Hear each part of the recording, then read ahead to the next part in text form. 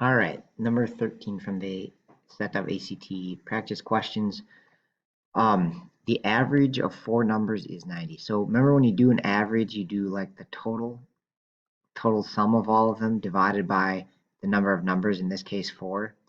And so we know the original list has an average of 90, right? And if you multiply both sides by 4 there, we know the total must be 360 points.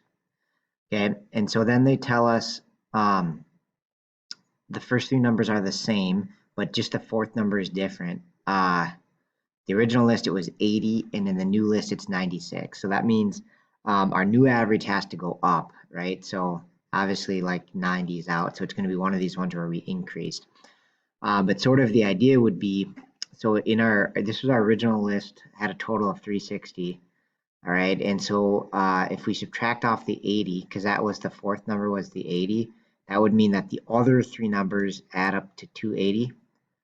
All right, and since those are the same, those three numbers are the same, they add to 280, but then now we have 96 as our new fourth number, right? So if you add that in there, that gives you, let's see, 376, I believe.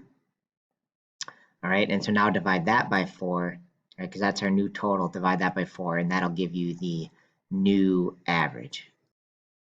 Let's get you average 94. And please know there'd be a lot of ways to do this. Basically, another way to think of it is the total changed by 16 because we went from an 80 to a 96, so it went up. The total went up by 16, and if you divide that by 4, that means the average will go up by 4.